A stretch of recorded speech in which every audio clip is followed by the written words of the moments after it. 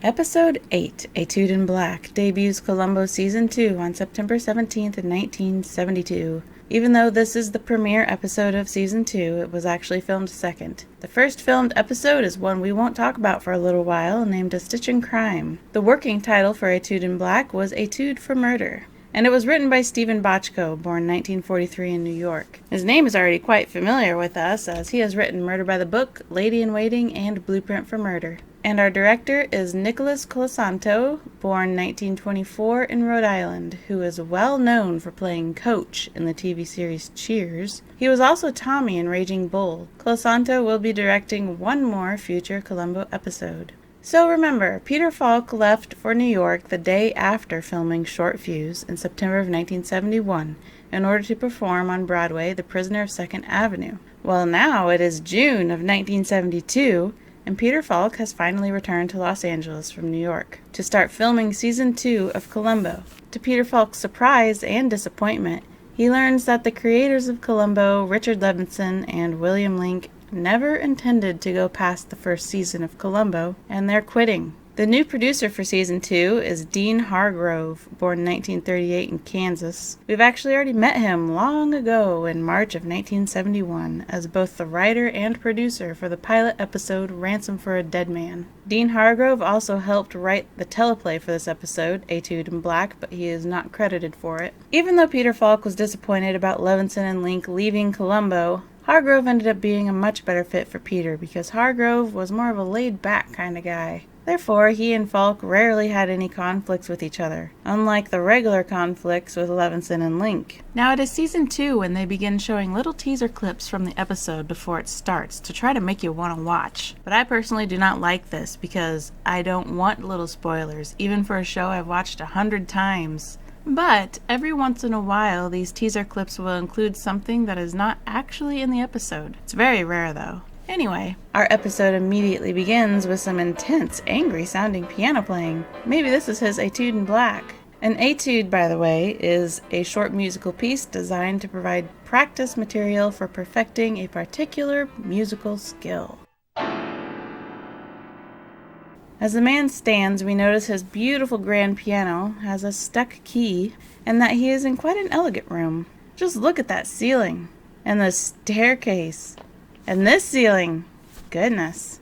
The house remains silent until the man sits down with a drink and turns on the radio. Playing is the fourth movement of Ludwig van Beethoven's Symphony No. 6, Pastoral. Hope I pronounced that well enough, but I'm sure you'll let me know. The man then opens a briefcase labeled AB, unlocks a drawer in his desk, and I'm so curious what his keychain is. He then takes out a cloth, some white gloves, and what looks like a very basic suicide note reading, "I'm sorry for the trouble I'm causing, but life for me is no longer worth living," typed on some fancy stationery, with Jennifer Wells as the header. With these three items in the case, he closes it and heads downstairs and out the door. As the music swells and the camera zooms out, we see what a magnificent house he really has. And guess what? This house is located in Pasadena, California, on Oakland Avenue, and looks shockingly untouched today compared to how it looked in 1972.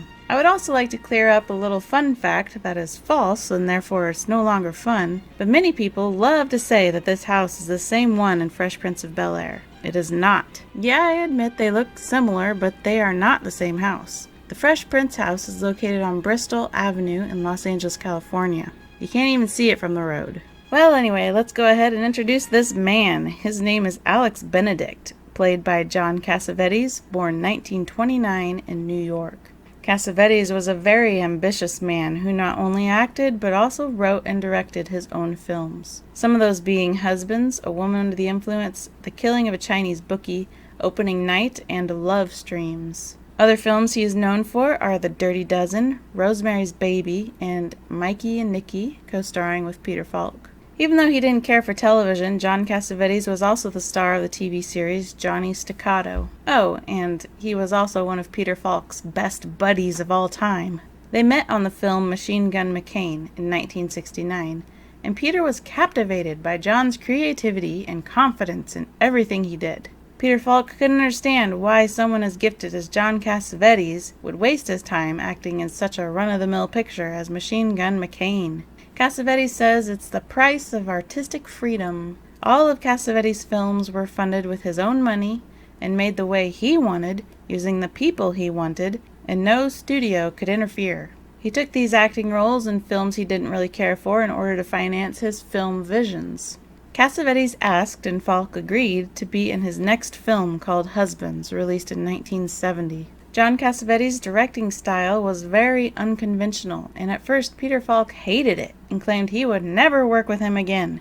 But eventually he got over the strangeness of it all and began to rather enjoy it. Cassavetes tended to just turn on the camera and let things happen. He didn't really allow his actors to memorize their lines, but instead could only read them right before turning on the camera. He relied on his actors to improvise and be real in an attempt to capture something incredible. Interestingly, John Cassavetes discouraged Peter Falk from getting involved in this one-dimensional TV role of Columbo. Why did Peter Falk agree to filming the pilot and first season of Columbo then? Well, at the time, it was no more complicated than job security, and he just needed the money. Speaking of money, Peter Falk was contracted to make $40,000 an episode at the start of season 2. John Cassavetes consistently tried to avoid television work, but Peter Falk wanted him to co-star in a Columbo episode. Peter's bribe to get him on Columbo was a promise to co-star in Cassavetes' next film, A Woman Under the Influence, with Cassavetes' wife, Jenna Rollins, who we will meet in a future Columbo episode, as well as offering to pay half of the production cost of the film at $250,000. Anyway, back to the show. We pay particular attention to him placing his briefcase in the trunk, and very suddenly the scene changes to a mechanic that seems to have pinched or cut his finger and puts his filthy fist in his mouth. Frank, let me have that socket wrench, would you please? I feel like we've seen Frank before. Oh, yes, of course. It's sighting number 4 of Mike Valley, born in the year 1900 in New York. That's gotta be his nibs again. His nibs is slang for a self-important person. As the mechanic walks over to the car, Alex Benedict blurts out a pretty awful and likely offensive English accent. Hello, Michael, boy. How are you? Got problems again? Got a little few problems. Fix this thing for me. It's not running right. I got a rattle in the brass section. The woodwinds are flat. What's this thing over here? Oh, that's the distributor. I just love Mike's accent, though. Please correct me if I'm wrong, which I know you will. I believe his accent is Lancashire. Anyway, Mike the mechanic is played by Don Knight, born 1933 in England. He was in several episodes of The Immortal and Manimal, and a single appearance on practically every TV show during the 70s and the 80s, as well as being in the Apple Dumpling Gang and Swamp Thing. Anyway, fix it. Do you need a ride now? No, my wife is supposed to meet me here. Oh, there she is now, right on time as always. Hi, honey. Alex's wife pulls up in a 1959 Rolls-Royce Silver Cloud 2 standard steel saloon. Fancy car needs a fancy name. He says he needs to go wash his hands first, and he closes the door to the bathroom and locks it. And this is quite the little bathroom. I love the filthy, leaning handprints on the wall above the toilet there. It's so funny. And that sink. I do see a decent bar of soap back there, though. After Alex just gets his hands wet, he grabs a paper towel and unlocks the window. And then he opens the door without needing to unlock it. Maybe the lock was broken. And heads back outside.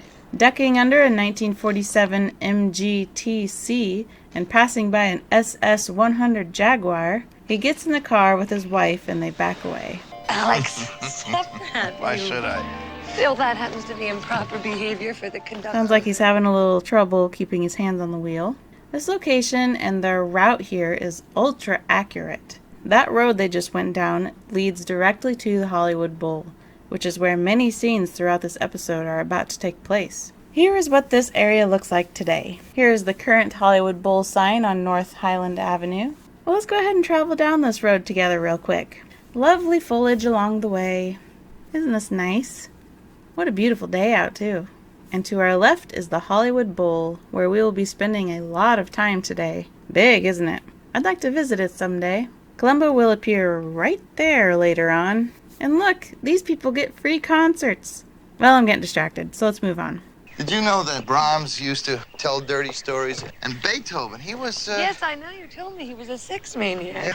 So Alex. Okay. They arrive at the stage, and Alex has a few questions about the cameras.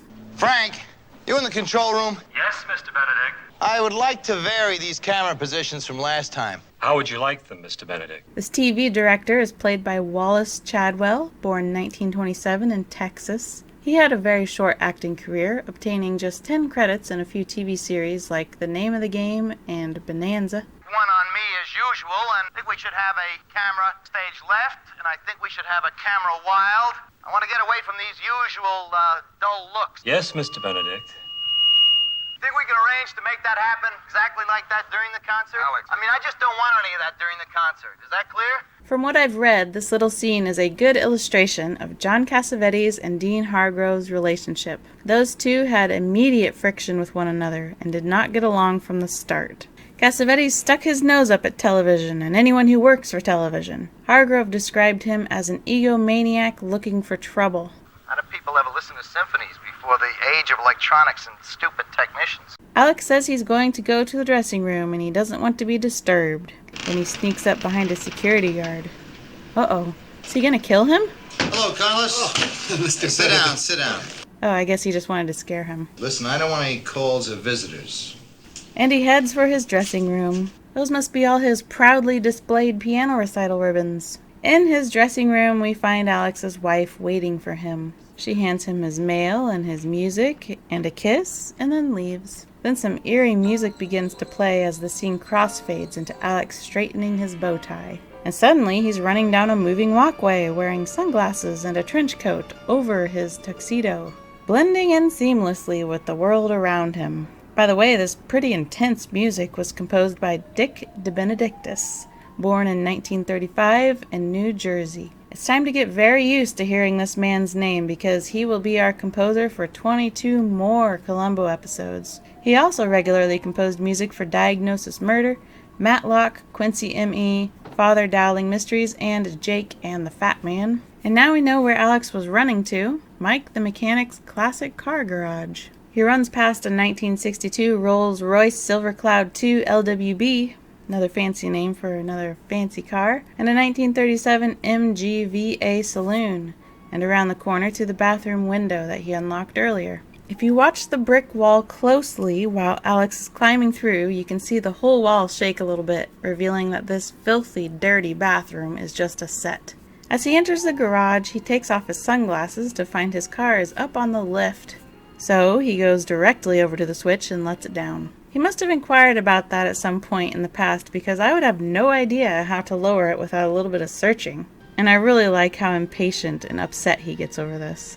But if I were him, I would be really concerned that the car is not currently in working order with it being up on the lift like this. Hopefully that distributor is still intact. Opening the garage, he hops into his 1969 Jaguar XKE 2+2 FHC. That's a lot of letters with a little bit of arithmetic included. Now we're talking fancy. Before he leaves, he's sure to shut the garage door and then take off to wherever he's going. And now we're in a wealthy looking room with a caged yellow-crusted cockatoo.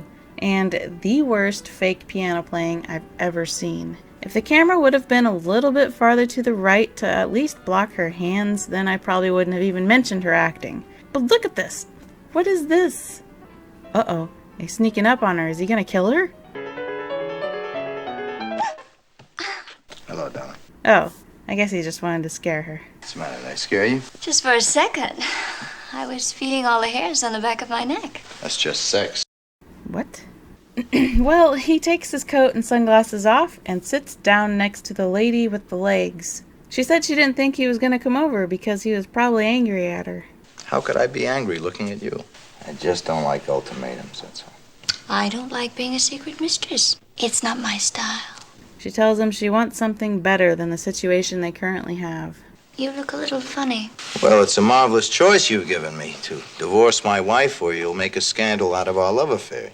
I'm right, and you know it. This little lady says she knows he isn't afraid of hurting his wife. He just doesn't want to lose her mother's backing. And all that money. She tells him he doesn't need to worry because he is a genius. You're just a little weak, deep inside, and all you really need is me. Alex finally agrees to her wispy, whiny words. You'll tell him? Yes, what choice do I have? All right. So this blackmailing mistress is named Jennifer Wells. She is played by Anjanette Comer, born 1939 in Texas. She was in Guns for San Sebastian, The Baby, and Rabbit Run, playing another mistress of an adulterous man. So Alex insists she plays some Chopin for him because he is so confused and he can't understand anything but music tonight. I'll fix us a drink of something. Celebrate our last secret evening together. And so while Jennifer is delicately dusting the tops of the keys, Alex puts his white gloves on and wraps a heavy-looking ashtray with the cloth he packed at the beginning of the episode. As he slowly walks up behind her, we notice the cockatoo is watching him. Alex raises his arm and whacks her in the back of the head, which riles up the bird. Brutal, I know, but I'm not really sure what she expected from the relationship afterwards. That it was going to be all peonies and piano pieces because of her blackmail? Blackmailing people is really asking for some terrible consequences and is very hazardous to your health. Alex picks her up and hauls her to the kitchen, placing her on the floor. Grabbing a bar stool and opening the oven, he falls down to the floor and practically on top of Jennifer. This helps him decide that she should be dragged a little farther over. He gets up and blows out all the pilot lights for the gas stove. And now we're seeing where that suicide note's fitting in. So it seems his setup here is that she was suicidal, so she killed herself with the gas, but instead of hurrying up the process by sticking her head in the oven or making the process more comfortable maybe with some booze and blankies, he has it that she was just going to sit up on this tall bar stool and wait to pass out, and when she does, the back of her head is supposed to hit the oven door, I suppose. But it seems more like her face and her forehead would hit it. Alex brushes his pants and backs out of the room. It is crazy to me that he did all this in his tuxedo and shiny shoes. I don't understand why. Well, the poor bird is still screeching and upset in his cage that is 1,000,000 times too small for him. Alex takes out the suicide note and rolls it into her typewriter, hitting the spacebar to the end of the sentence and taking the phone off the hook. He puts his coat back on and heads back to the kitchen to leave out the back door. And what does he leave behind but his little pink carnation? Not good. As he steps outside, he notices the neighbor girl playing with the dog. And so he casually continues to walk down the driveway, looking like an everyday man. And having a look at the gutters here, there are several long cables. I'm kind of thinking those have something to do with the film crew. Looks like he parked his fancy pants Jaguar right out there on our street. Nothing to worry about whatsoever. And it seems he must have successfully backed his car into the garage and raised it on the lift, because now he's jogging back to the Hollywood Bowl, looking like just a regular guy out for some fresh air. Now it's nighttime, and Alex Benedict's wife and her mother are arriving at the Hollywood Bowl, elegantly dressed for tonight's concert. Alex opens the door full of laughter and pretending to be just finishing getting dressed. How are your opening night nerves? Nerves? I don't even know the word. You know that Tchaikovsky got so nervous before a concert. He was so sure that his head was about to fall off that he held onto it with his left hand and he conducted with his right. Then a man enters the room, looking as though he's afraid his head will fall off. Like Jennifer Wells hasn't shown yet.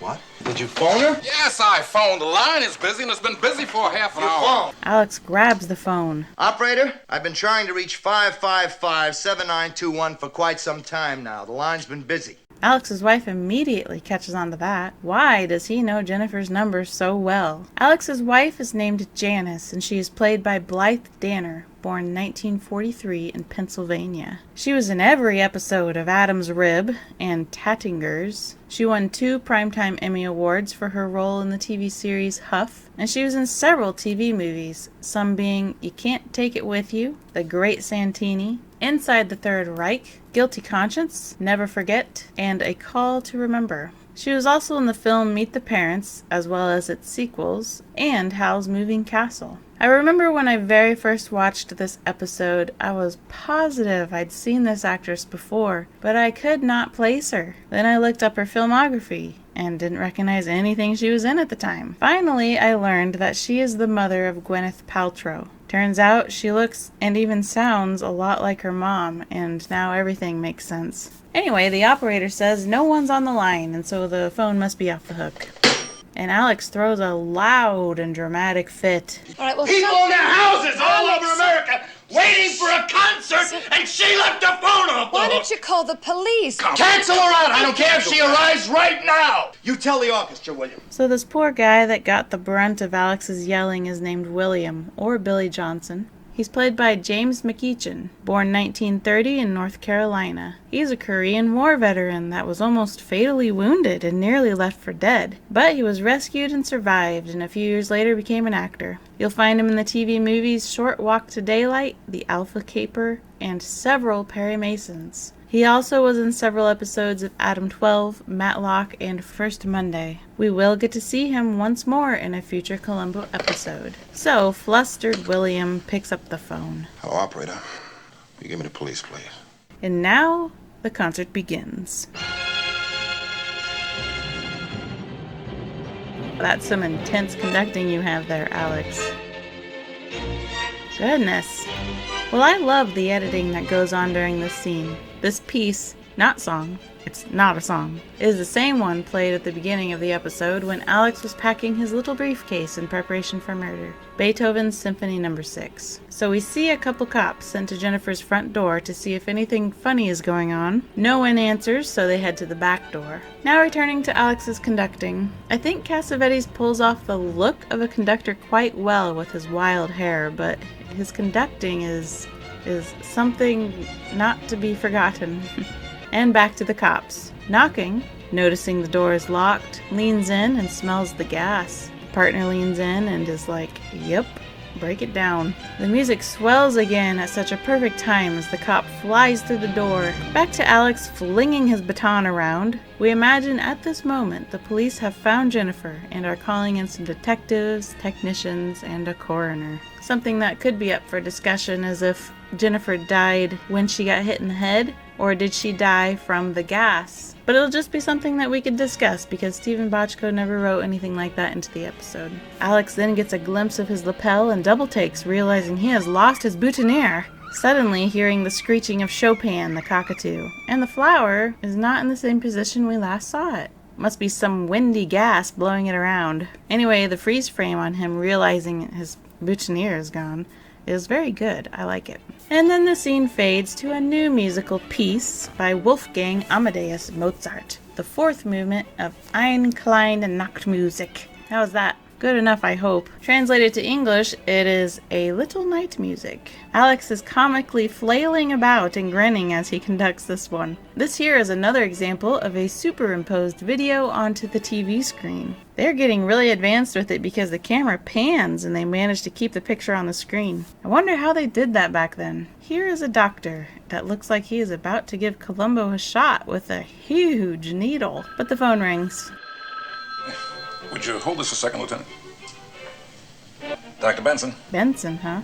It's for you, Lieutenant. Yeah, Columbo. Yeah, hi. Well, I'm not the doctor. No, it's not serious. I'll be there as soon as I can. Bye. Columbo hangs up and walks back over to the doctor, and we are surprised to see an old Bassett Hound lying on the table. He'll need a booster shot in about a week. Say, how old is he? Kind of hard to say. You see, I just picked him up at the pound. I say he's pretty full grown.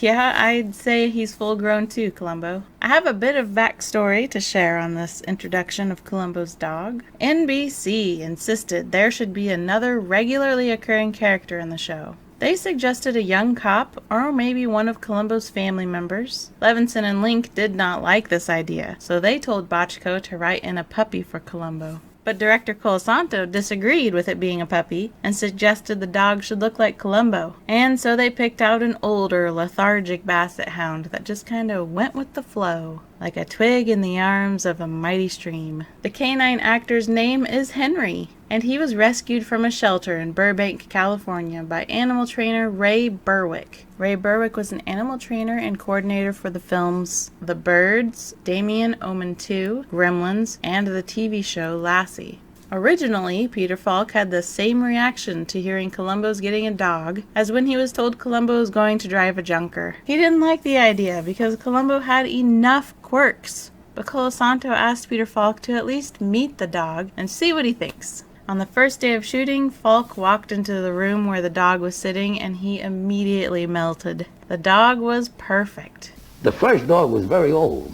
As a matter of fact, the first dog, I didn't even want the dog. You know, we got the car, we got the cigar, we got the coat. It's not. I said, no, forget about it, Nick. and he says, come on over into this room here with the doctor's office. And I go in there, and there's this dog. And he's laid out, and he can't walk. He's half dead.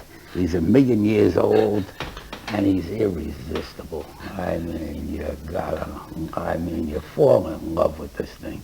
And I said, okay, all right. I didn't know it was going to be that kind of dog.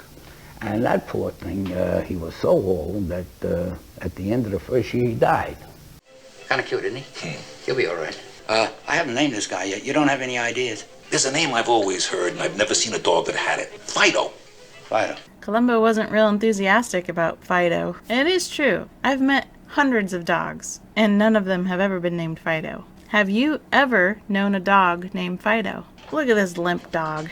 He's so precious. So, the veterinarian, Dr. Benson, is played by Michael Fox, born 1921 in New York. You will find him in the TV series Science Fiction Theater, The Clear Horizon, Burke's Law, Perry Mason, Falcon Crest, and The Bold and the Beautiful. We will get to see him in a future Columbo episode. Since Michael Fox's name is already listed in the Screen Actors Guild, it was because of him that Michael J. Fox included the J in his name. Back to Alex finishing up his crazy conducting. If you watch the orchestra and their movements, they seem legit. I bet they got a kick out of John Cassavetes' conducting. I can't name a single one of the people in the orchestra though, unfortunately. So Alex enters his dressing room ecstatic about the performance of the concert. It was really lovely. Mozart was beautiful. Oh, darn.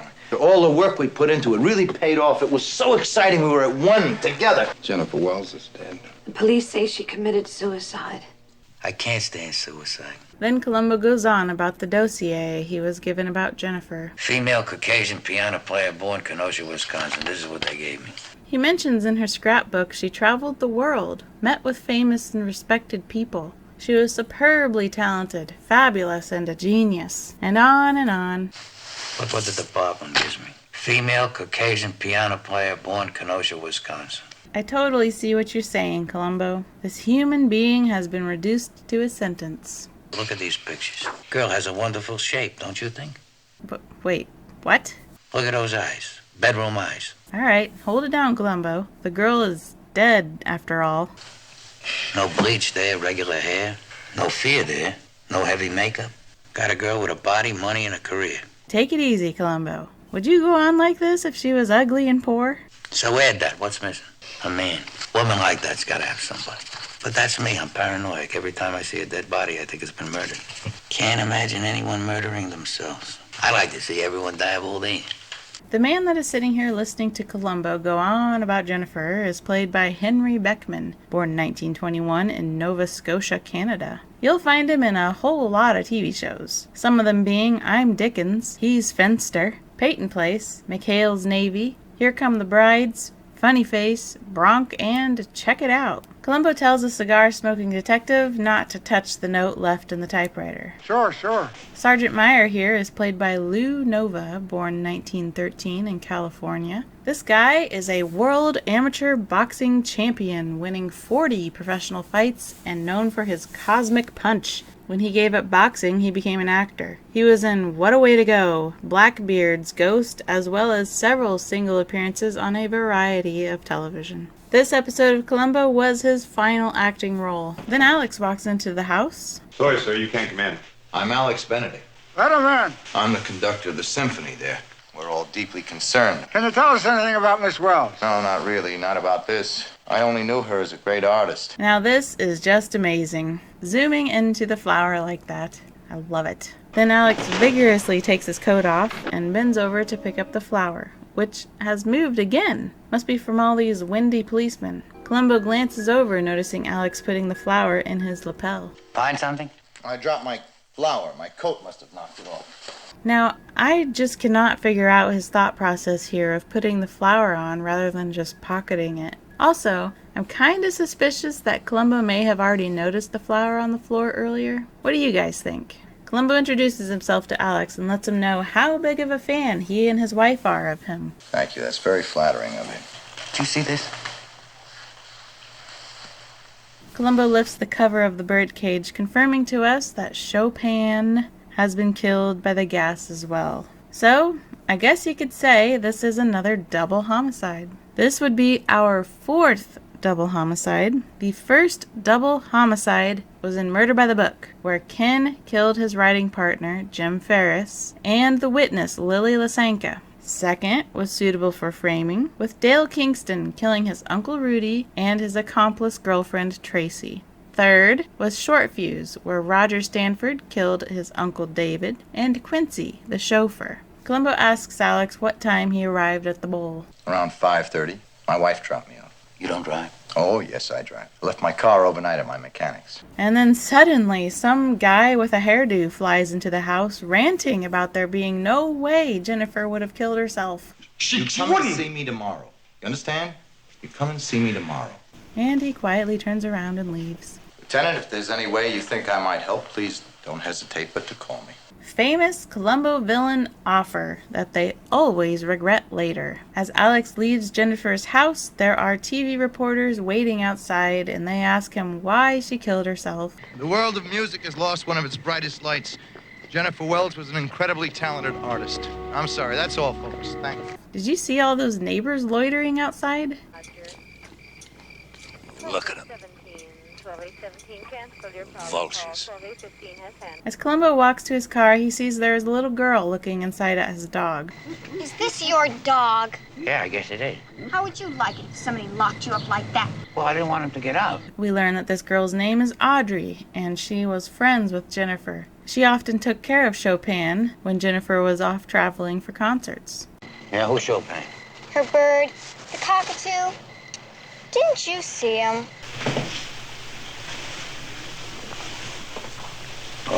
Oh, yeah, now I remember. What's his name? You know, I don't know the name yet. What do you think about Fido? Oh, wow. How'd you ever think of that one? Would you like to be called Beethoven? I guess not. It's interesting he considers Beethoven, because 20 years later, there would be a movie about a Saint Bernard named Beethoven. Alex arrives home and walks up to his fancy pants door. He wakes up his wife, Janice, to let her know he's home. Alex suggests they head upstairs and go to bed. How well did you know her, Alex? Now, what is that supposed to mean? Janice brings up the fact that he knew her phone number by heart, but Alex retorts with saying he knows a lot of numbers of the people he works with by heart. The answer is no, we didn't make love. You're always imagining that I'm leaping into beds all over town. You think I made love to Jennifer and then she killed herself for me? No, I don't. I don't know what I'm thinking sometimes. I'm sorry. I'm awful. The things I think. Why did you marry me? Sometimes I wonder why you married me. I mean, I'm not talented. I'm nothing. Why me? Just one reason. What? I love you. Going with the easiest answer that takes the least amount of thought, I see. Now Columbo's car is pulling up to the Benedict house. Columbo walks up to the door and knocks. Yes? Mr. Benedict home? You musician? No, cop. Cop? Policeman.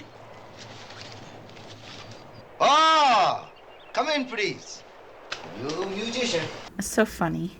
This guy still thinks he's a musician. I guess Alex only taught him the necessary words. This happy man is played by Noriyuki Morita, also known as Pat Morita, born 1932 in California. You will find him in the TV shows The Queen and I, Sanford and Son, Blansky's Beauties, Happy Days, The Mystery Files of Shelby Woo, and every episode of O'Hara. But his biggest role, and the one you're waiting for me to mention, is Mr. Miyagi in the film Karate Kid, as well as all its sequels and spin-offs. A lot of people like to bring up that his character here is super stereotypical Asian man that can't speak English and blah blah offensive whatever. But come on, Pat Morita was actually a comedian before becoming an actor, and I guarantee he is the one that made this character what he is and wasn't told to act this way. Pat Morita is an Asian American comedian playing an Asian butler. He can have as much fun as he wants. Speaking of freedom and improv, not only did Nick Colasanto direct this episode, but both John Cassavetes and Peter Falk had a hand in it as well. I don't know the details as to why, but they were allowed to assist in directing, though it goes uncredited. So the butler starts yelling, "Mr. Benedict," all the way up the stairs. Mr. Benedict! Mr. Benedict! Columbo has a little glance around the room and lights his cigar. Alex heads down the stairs, telling his hyper butler to take it easy. Take it easy now. Take it easy. Hey, I happen to be in the neighborhood today. Oh, you're always in the neighborhood. I never got to ask you last night what I wanted to ask you.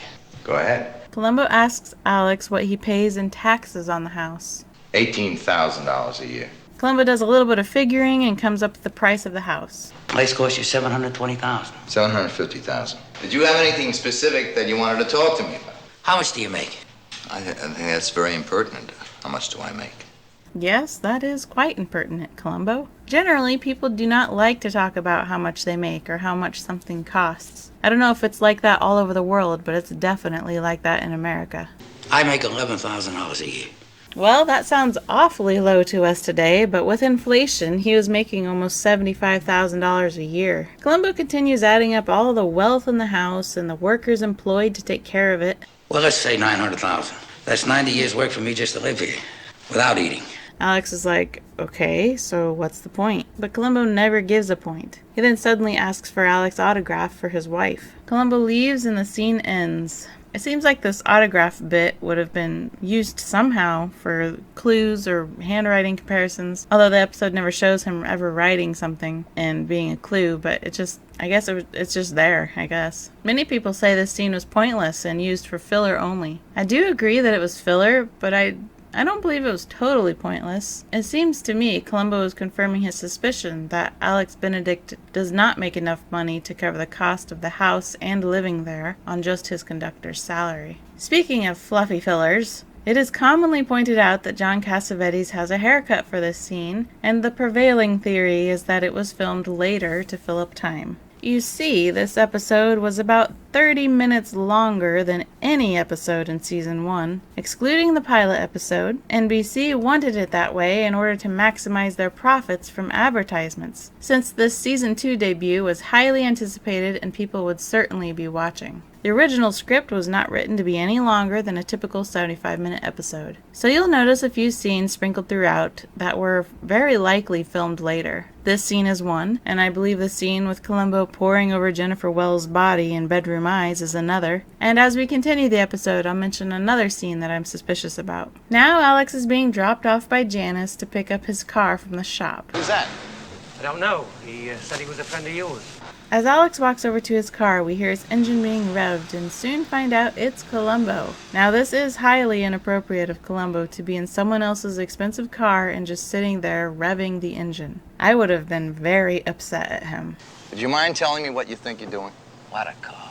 Columbo rattles on about how amazing the car is. All my life I wanted a car like this. Of course, on my salary, forget about it. Alex tells him to get out because he's got work to do. Oh, yeah. Yeah. Sorry. Boy, it sounds like a bank vault. I've never heard that phrase, it sounds like a bank vault. Does that mean it sounds expensive, or what do you guys think? Columbo asks Alex what was wrong with the car, and Alex just says that when foreign cars get sick, they have to be cured, and Mike is the best. Then Columbo says he was up half the night thinking about the Jennifer Wells thing. Watch Alex look down at where Columbo has his arm and then wipes his sleeve later. Why would a girl like this, young, beautiful, why does she take a life like that? Alex again makes it clear that he did not know her very well and comes up with this amazing explanation of why she might have killed herself. Artists are very delicate and they're strange. They go up, and then when they come down, they go down, down, down, and they get distraught, they get full of emotions, they get unable to cope with anything. And we don't realize this until it's too late. Columbo has a hard time holding back his true opinions of this. Yeah. Then Columbo says something to see how Alex reacts. What if she didn't commit suicide? Isn't that peculiar? Because that's what I was going to say. I love Columbo's response during this. No kidding. Yes, only I rejected the idea. Why is that? Alex goes on to explain that it's difficult for normal people to accept suicide, but people kill themselves all the time, and the evidence for Jennifer is overwhelming. Columbo says, sure, it's possible she passed out from the gas and fell off the chair and bumped her head. You know, that was a pretty good bump. You know, someone could have hit her. Alex says that's just an assumption. Columbo then, in the middle of his own sentence, starts talking about the old car sitting outside. Spoked wheels, isn't this a honey? Yeah. Huh? Beautiful car. Oh, if they would make them like that today.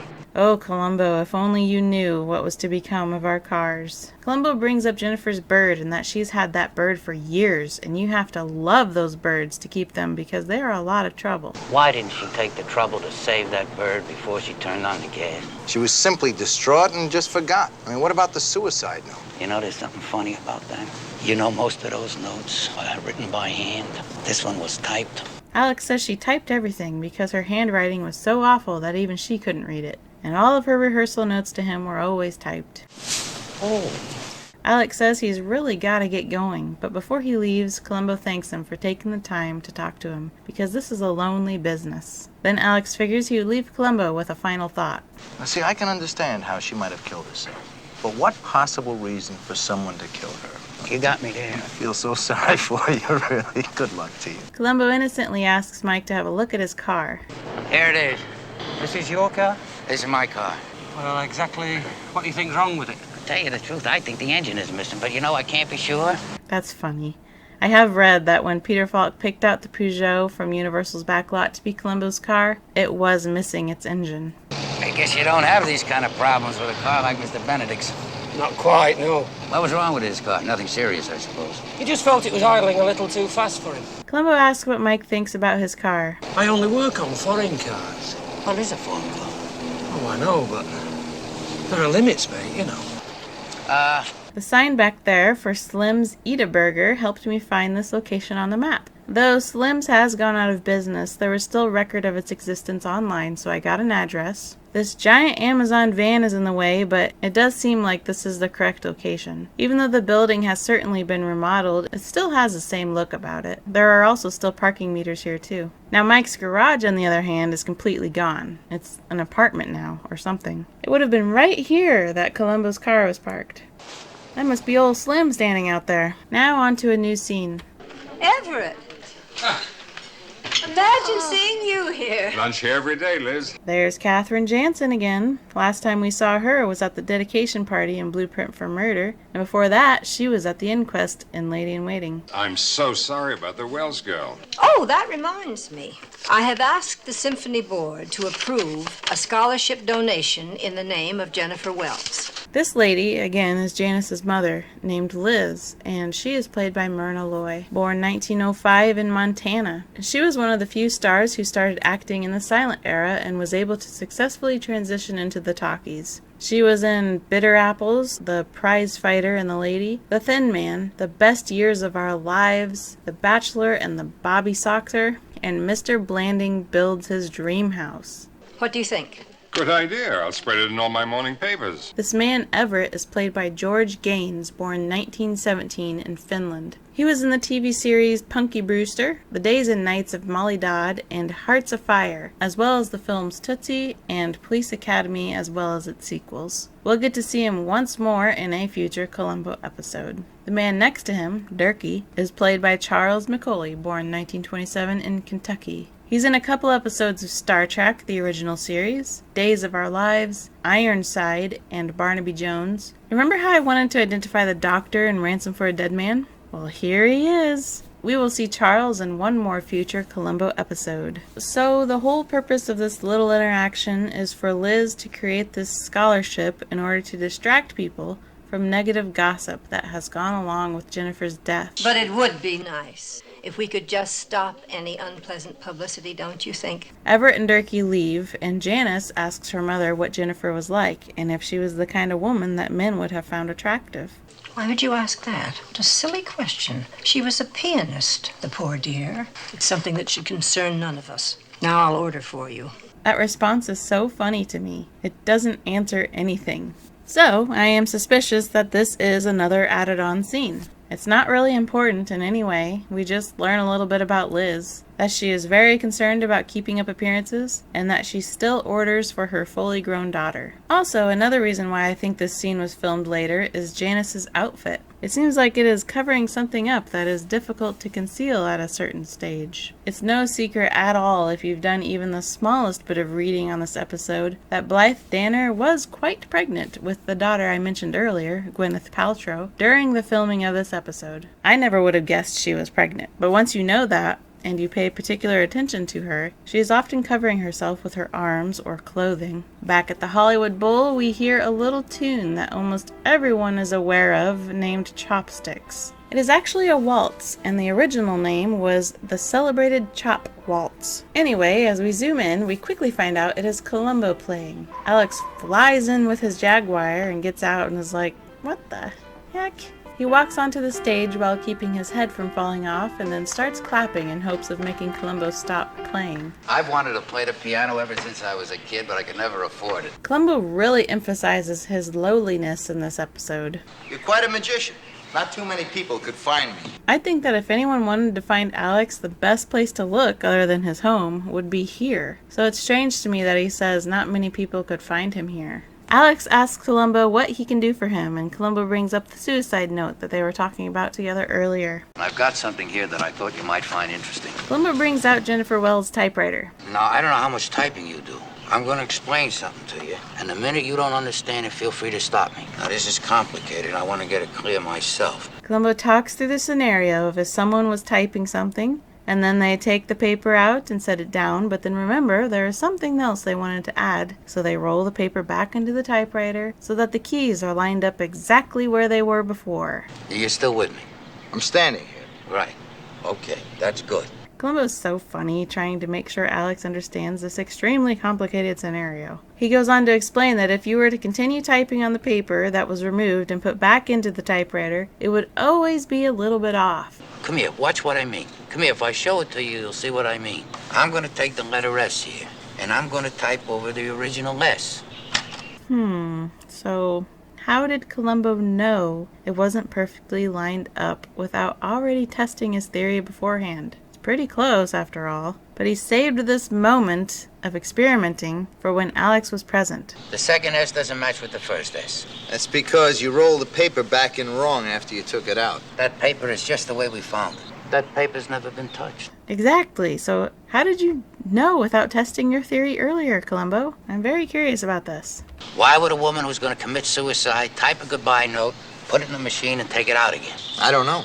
Good answer, Alex. Safe answer. Suppose she didn't type it. Suppose somebody else typed it. You know, Lieutenant, you're really a cocky fellow. You're very sure of this, aren't you? Suppose the murderer in this case was a friend of hers. Typed up that letter beforehand when she wasn't around. Alex tries to excuse himself because he wants to go take a nap. Suppose it was you. I'm not saying it was you, sir. No, I was just thinking out loud. You see, I have a theory, and I would like to use you as an example, if you don't mind. Oh, please, use me as your example. Now Columbo bullet points everything Alex did. You take your car to Mike's garage. Your wife picks you up. She drives you here. Then you walk to Mike's place. It's only 3.5 minutes. I timed it. You get in somehow through an open window, whatever. You take out the car. You drive to Miss Wells' apartment. You commit the crime. Replace the car, and you walk back here. Is that it? A little thin, Lieutenant, especially that bit about the car. You know, that business about the car. I don't think that's very good. Except for the fact that you forgot about the mileage. Columbo reminds Alex that when you bring a car into a garage, they note down the mileage when it arrived. And I looked at your car the morning after the crime, and the speedometer showed 9 miles more than when you brought it in. It would actually be the odometer, not the speedometer. And now we know why Columbo was sitting in Alex's car pretending to be entranced by the interior and the sound of the engine. He was checking out the mileage. No, I don't think your theory holds up too well, Lieutenant. You see, I didn't kill Jennifer Wells. Well, sir, I want to thank you very much for your time. Any time, Lieutenant. Oh, listen, just one more thing. At least I've convinced my superiors that Jennifer Wells was murdered, and they've officially assigned me to the case. That's my specialty, you know. Homicide. Now that guy with the hairdo from earlier is playing some jazz trumpet with his quartet. Columbo wanders in. Hey, man, this place is closed. Oh, sorry. Say, aren't you Paul Rifkin? Columbo introduces himself. I thought you played in a symphony orchestra. Oh, well, that's for serious. This is fun. I get paid for both. Now I know that you have to blow the spit out of brass instruments, but I just think it's kind of funny how Paul does it. Paul wants to know why Columbo's here. No, I happen to be in the neighborhood. Oh, you're always in the neighborhood. I stopped next door. I bought a cigar. The guy was out of a match, and I heard the music. I came in. I thought I'd get a match. Do you have a match? Hey, guys, run through Lover Man. If you keep your eye on this whiskey bottle, you'll notice it appears and disappears throughout the scene. The requested song, Lover Man, is a real song written by Jimmy Davis, Roger Ramirez, and James Sherman, and it was written for Billie Holiday. The only thing next door is a laundromat. Well, it used to be a cigar store. You're not a jazz freak. You made a special trip over here to see me. Why? Columbo starts inquiring about how well he knew Jennifer, since he burst into her home the night she was murdered, saying there was no way she would have killed herself. Yeah, we had a little number. She broke it off. She said she discovered an important new man. Then Paul takes his trumpet and walks away. Listen, Paul, do you happen to know the name of the other guy? I never asked. Oh, sure. I mean, why would a guy ask this girl the name of the other man? Yeah, Paul, come on. Paul Rifkin is played by James Olson, born 1930 in Illinois. He was in the Andromeda Strain, Amityville 2, The Possession, Commando, and several appearances in Hawaii Five-0. Now, Columbo is visiting the Benedict house and sees Janice playing tennis with some guy. Columbo happily waits for them to finish. Janice greets Columbo very kindly for having no idea who he is, even though he's on their property. Hello. May I help you? I'm from the police, ma'am.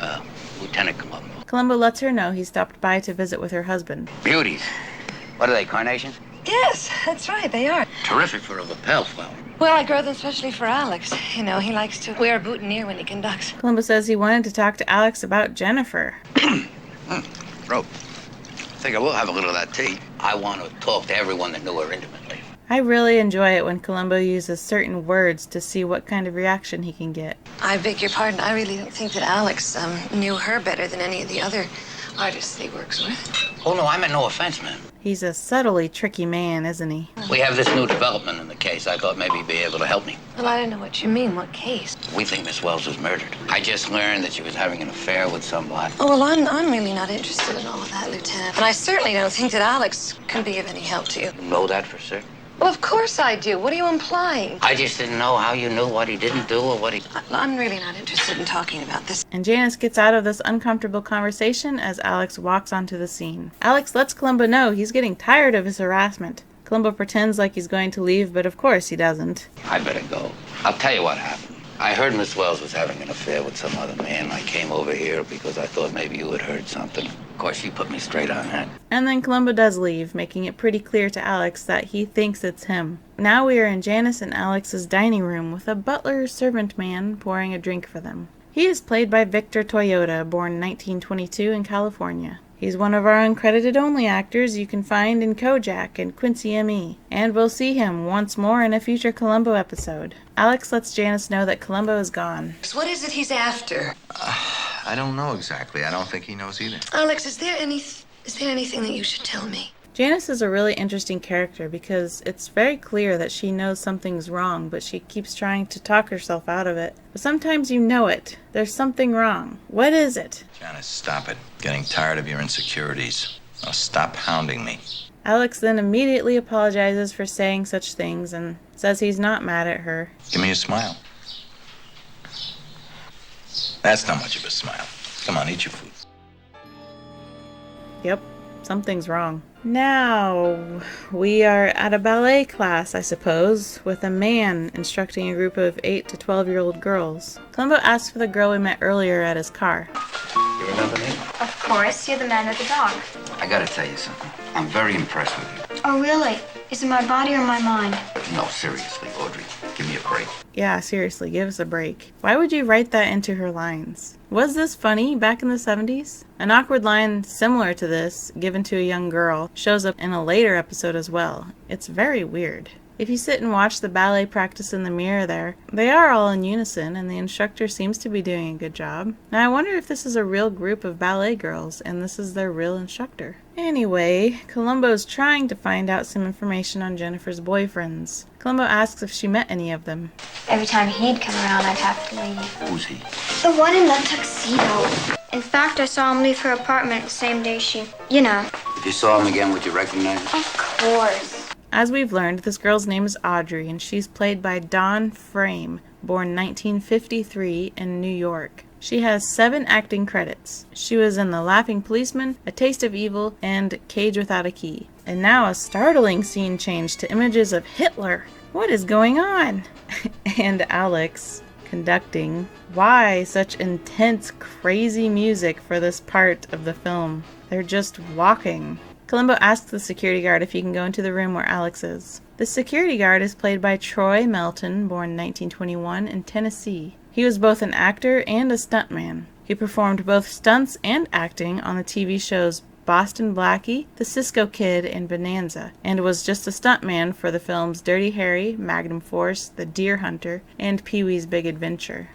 They're scoring the music for a documentary film. I see.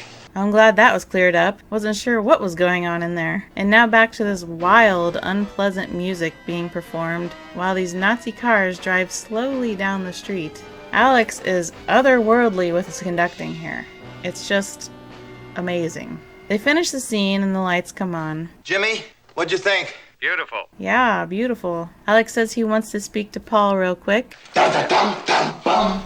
Must be speaking that orchestra language. Mr. Benedict, excuse me, sir. My friend, enough is enough. Do you see this little girl here? Well, the night Miss Wells was murdered, Audrey here, and she's a friend of Miss Wells and a neighbor. And she saw a man in a tuxedo leaving her apartment. You see that man here now? Sure. You want to point him out? Oh boy, this is the moment. Alex is going down now. That's him. Oh, I didn't see that coming. Neither did Columbo. Now we're at a symphony board meeting discussing what to do with Paul now that he's been accused of murder. He isn't accused of murder. He's being questioned. Nevertheless, there are sufficient grounds to dismiss this Paul Rifkin. He's unsavory anyway, with his surly manner And his excessive drinking. His excessive drinking has nothing to do with this meeting, Louise. Yeah, Louise. Take it easy. Louise is played by Elizabeth Harrower, born 1918 in California. You'll find her in the TV series Dennis the Menace, but she was mostly a writer for shows like Days of Our Lives and Generations. I neglected to mention her as Ken Franklin's maid in Murder by the Book. Well, won't you come in and wait? I think it's an accepted custom to presume innocence until proven guilty. Thank you, Arthur. I totally agree with Arthur, but I can't identify the man playing Arthur. Maybe in the future I'll find out who he is and then I'll let you know. But the guy sitting next to him is Dick Sondergaard, born 1926 in Wisconsin, who we first met in Blueprint for Murder, waiting in line. Well, Alex showed up to tell the board that they should give Paul a break, and that he's sure he'll be cleared of any suspicions. Paul's been in a lot of trouble in his life. I think he's straightened out beautifully. What kind of trouble, Mr. Benedict? He bumped into some people and got himself into a scrape and ended up in jail. What were the charges? Assault.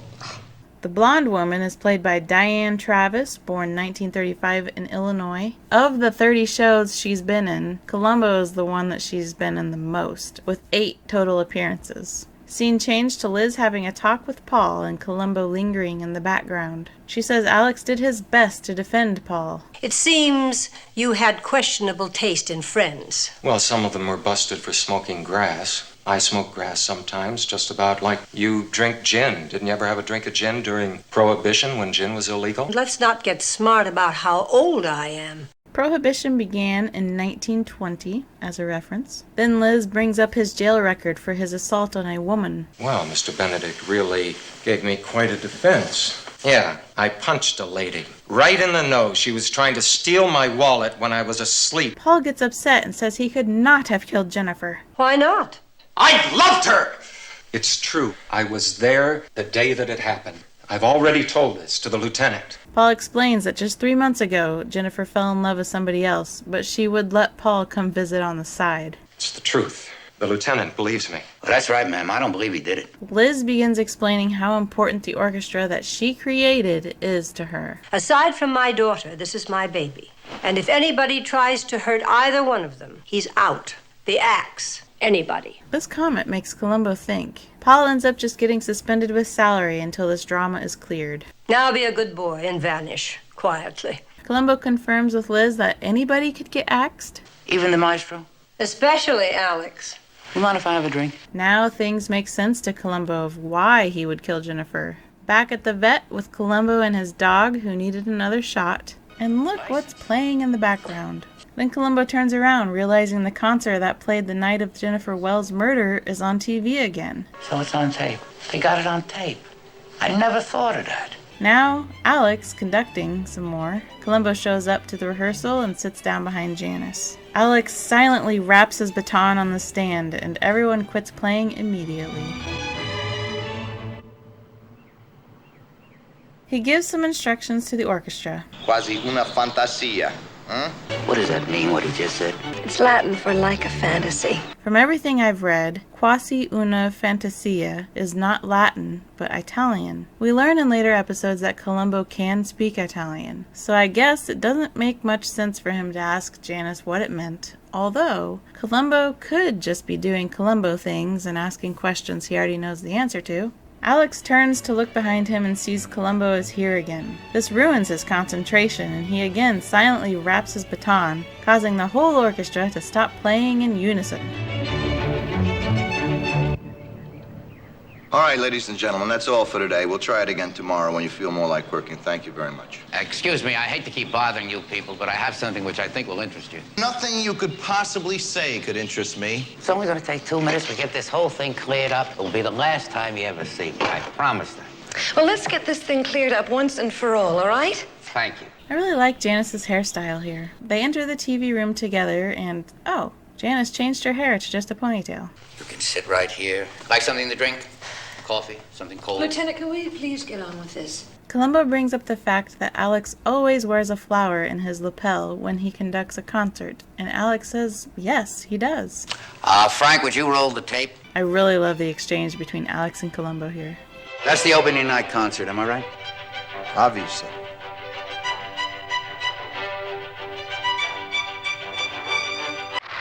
Stop! Tell me, if you always wear a flower, where is it? I don't always wear a flower. But I remember you picked up a flower at Mr. Wells' apartment. Under the piano? You said you dropped it? I don't recall doing anything like that. Columbo acts puzzled for a moment. Frank, would you turn out the lights? Frank, better turn on the lights. How do you work this thing? The knob on the right. Would you operate it for me? Sure. Frank, want to turn off the lights? Thanks. Then Columbo shows a very incriminating video we witnessed getting filmed. There's the flower. Now that's plain as day. Where did it come from? What difference does it make? Well, on the tape at the concert, you weren't wearing a flower. Now on this film coming out of Mrs. Wells' apartment, you have a flower. Where did it come from? Are you actually trying to pin this murder on me with that? Yes. I really love Columbo's directness there. Columbo tells Alex that the only place he could have gotten that flower was at Jennifer's house, although Columbo calls it an apartment throughout the entire episode. That means you had to have been there earlier. I simply went into my dressing room, pinned on my flower after the concert, and left. Why would you put it on after the concert? I don't know. I was in shock. Confused. Columbo then talks directly to Janice, since she was there, if Alex put a flower on after the concert. Alex attempts to encourage her to lie for him. It's all right, love. Go ahead. No. No, he didn't put on a flower afterwards. I could have stood for anything, Alex, anything in the world. Not murder. Poor woman. Alex was outrageously lucky to have her, and he blew it. Alex gets up and whispers in her ear. I'm guilty, you know that. Just for the record, I love you. I've always loved you. I hope you don't have to go through your life. You know. Many people can't understand what he whispers here. He says, I'm guilty, you know that. Just for the record, I love you. I've always loved you. I hope you don't have to go through life. And then he just kind of trails off and stops whispering. Alex goes over to Columbo, telling him he is humiliated. You knew from the very beginning, didn't you? I mean, right from the start. Goodbye, genius. And he salutes Janice with his baton and winks, and she watches him walk away. I'm sorry, man. Yes. So am I. Would you escort Mrs. Benedict home? And the episode ends with Columbo requesting Frank to play the concert again. It was originally written into the script that once he booked the killer, he suddenly decided on a name for his dog, which was going to be Maestro. But in the end, it was decided that Columbo's dog would never have a name more complicated than just Dog. Well, let's go ahead and rate Étude in Black, shall we? I honestly don't hesitate to give it 5 Columbo cigars out of 5. I find the acting, all across the board, very good. I truly enjoyed watching Peter Falk and John Cassavetes interact together in this episode. You can tell they're comfortable with each other. I think Blythe Danner pulled off Janice better than anyone could have, with the constant, my husband is lying to me. No, he's not. Why would I think such a thing like that? Or is he? I'm not really a big fan of Little Miss Audrey, but it seems to be difficult to not only get a good child actor, but to also write well for the kid. And finally, De Benedictus wrote some great music for his first Columbo episode. I enjoyed it very much. So this show has never been, or ever really will be, about how well will the evidence stand up in court. Although, for many, it is fun to discuss that particular topic per each episode, but it's just not one of my favorite things to pick at. There is a regular reaction from many Columbo villains that makes the Columbo universe slightly different from our own, and that is the eventual admission of defeat. Many times they politely turn themselves in after Columbo backs them into a corner with a particular piece of incriminating evidence. Oftentimes they will even compliment Columbo on a game well played, and taking to heart the class that is Columbo, they admit to their guilt and submit without a fight, and I get a whole lot of enjoyment out of that.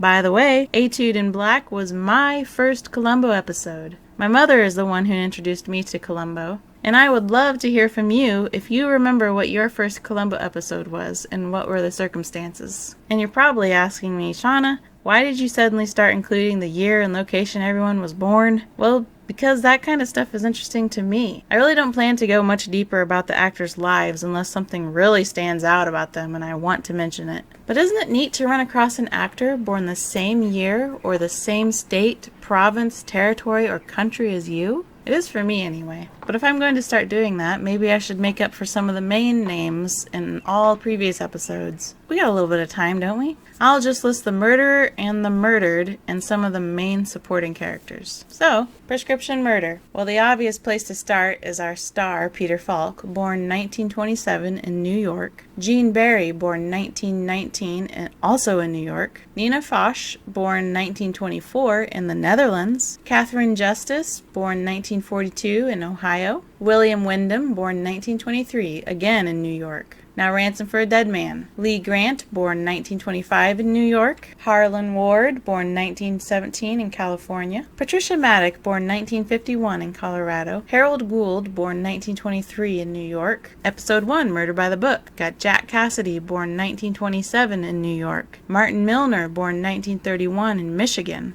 Barbara Colby, born 1939 in New York. Rosemary Forsyth, born 1943 in Quebec, Canada. Episode 2, Death Lends a Hand. Robert Culp, born 1930 in California. Pat Crowley, born 1933 in Pennsylvania. Ray Milland, born 1907 in Wales, UK. Brett Halsey, born 1933 in California. Episode 3, Dead Weight. Eddie Albert, born 1906 in Illinois. John Kerr, born 1931 in New York. Suzanne Plachette, born 1937 in New York. Kate Reed, born 1930 in England, UK. Episode 4, suitable for framing. We've got Ross Martin, born 1920 in Poland. Robert Shane, born 1900 in New York. Rosanna Huffman, born 1938 in Pennsylvania. Kim Hunter, born 1922 in Michigan. Don Amici, born 1908 in Wisconsin. Kenosha, Wisconsin, just like Jennifer Wells.